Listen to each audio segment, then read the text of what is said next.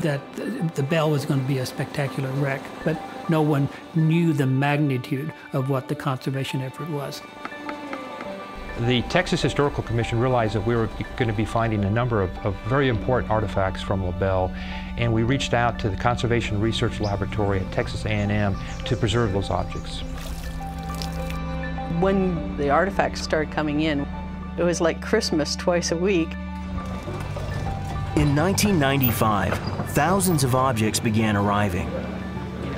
Everything from trade goods like beads and hand mirrors, to weapons, to the ship itself. I think the most challenging artifacts are the long guns, the flintlocks. The great irony of underwater archaeology is that the wood survives and the iron doesn't.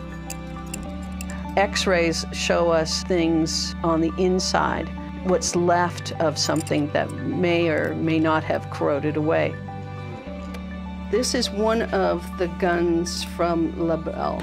The iron corroded away and I don't have the barrel anymore. As the iron pieces corroded, a concretion formed on the outside that left a perfect mold of the original object.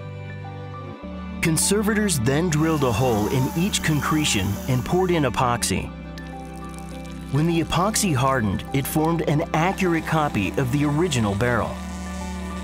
Once the iron concretions were molded and cast, we could put them back in place. Artifact conservation is twofold. It's science and it's artistry.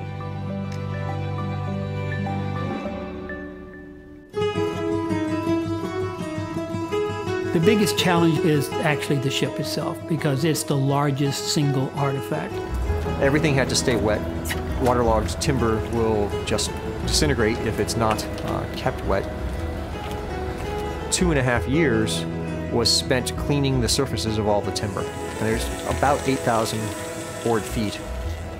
Once the timber was ready, conservators began to restore La Belle to its original shape.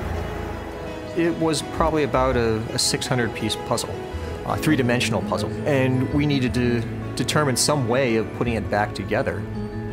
So we started off rebuilding the ship. So it took about 2 years to reconstruct the ship.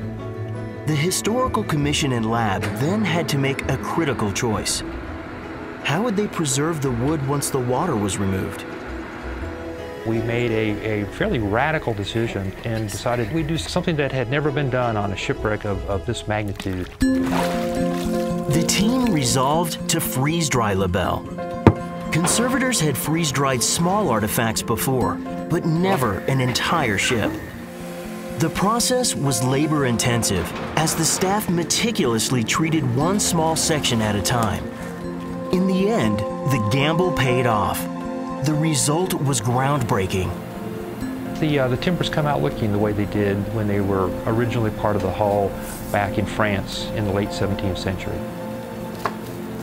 Over the span of 17 years, the lab has preserved more than 1 million objects from La Belle. In one of the most remarkable conservation efforts ever undertaken, scientists have brought back to life a ship once believed forever lost to history.